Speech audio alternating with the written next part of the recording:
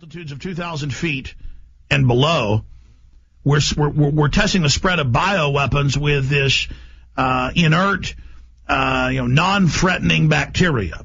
And then you Google Subtilis globigi, and you're on all the major sites, university medical sites, saying this is a very dangerous bacteria for all mammal species, respiratory, you name it.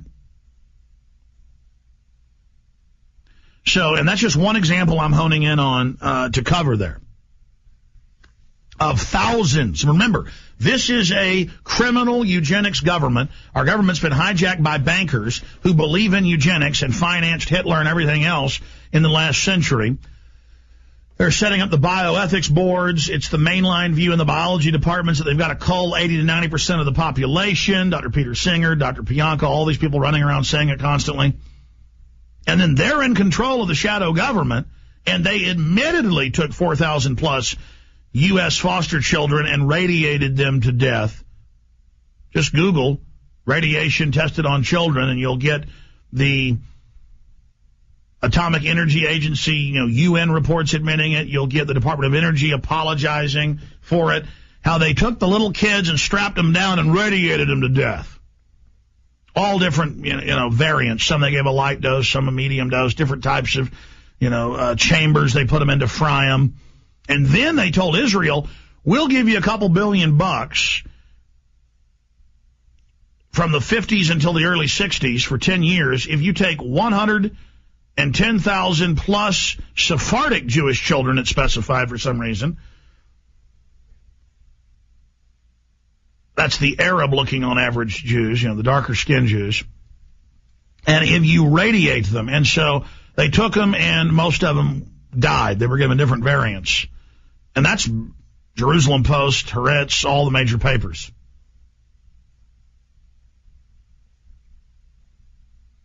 So there's thousands and thousands and thousands and thousands and thousands and thousands and thousands and thousands and thousands of admitted programs, and some programs there's only one person they test a bioweapon on or LSD on, and other programs there's hundreds of thousands. There's eugenics programs where they took 500,000+ American women who would make lower than a B+ on their test. I mean, that's the official documents. It's in Endgame, and sterilize them.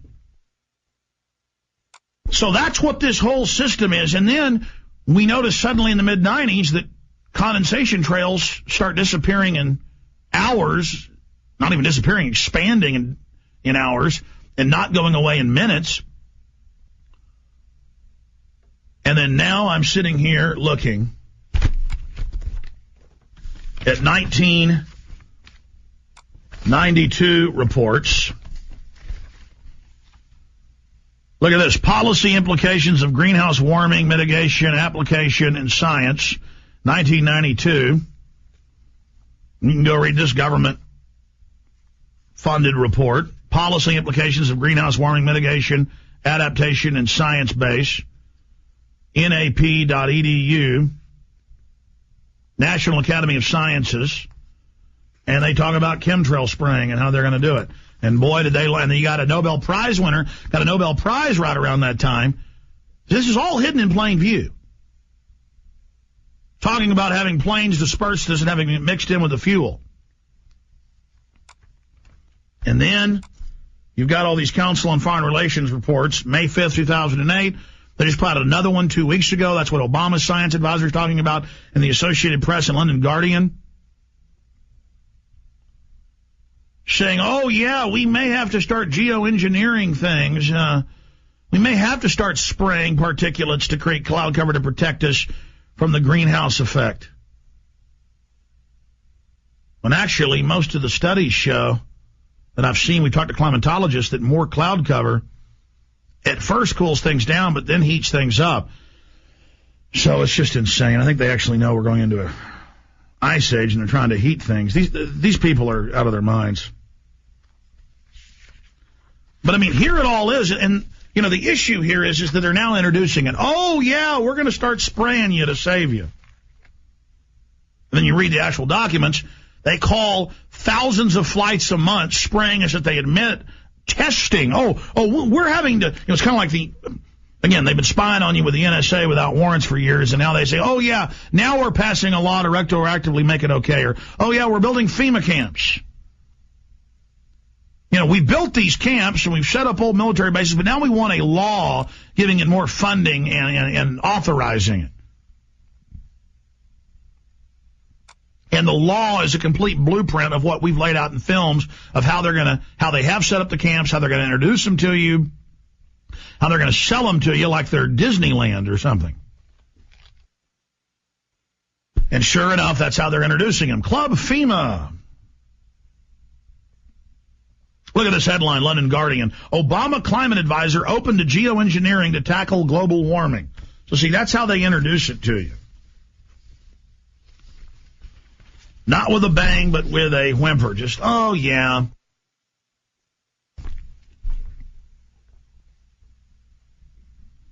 I can continue in the great spirit of Max Kaiser with him describing the fiat money, the trillions they're producing a month, the bankers, as, as worthless as passing gas. And continue the analogy. It's like opening the borders, legalizing all the illegals, trying to pass more gun laws, openly trying to set up a new world currency and ending the dollar hegemon. It's kind of like they're at a dinner party and they don't want to get up to go to the bathroom, so they just kind of try to let it slip out there, you know. It's like trying to silently pass gas at a dinner party. That's what the New World Order does. Obama's now, his administration, his science advisor, in his first interview, the first thing he talks about is this. When I say Obama, the voice of his administration. This is all scripted. The first thing they do is just kind of let this slip out. Everybody's like, what's that horrible smell? And I don't know. I mean, a little bit of humor here, folks. Because if we don't laugh about this, we'll cry. And that's not good, is it? Paul Watson's done an excellent story that links in all the CFR documents, government documents, AP reports, all of it. The government is already geoengineering the environment. The government is already geoengineering the environment. And then you can read this. It has links to the government and the admissions and the aerosol spraying campaign. You Google that, and it's like, all right, I'm in a real hurry. Literally thousands of documents. It will blow your mind. It is like the last scene in Raiders of the Lost Ark where they go into that big warehouse and there's just thousands and thousands, tens of thousands of crates and boxes. It's like going into that warehouse and just popping crate after crate open and reading what they're doing to us. And they don't care. They know the public doesn't read scientific documents. But let me just explain. The global government is already spraying the atmosphere everywhere, and that's only one part of the program. I keep telling people, when they're spraying at 10,000 feet or 5,000 feet, that is not meant for your area. That's coming down somewhere else out of the jet stream. We'll be right back. I'll make my own observations about this and get into a bunch of other news. We are back live, ladies and gentlemen. Thank you for joining us. They made Redford such a star. Now, if you study how the jet streams, and there's quite a few major jet streams and a whole bunch of substreams, they go up to 100,000 feet. They come down to 70,000 feet. They go back to 30,000 feet. They come in to ground zero.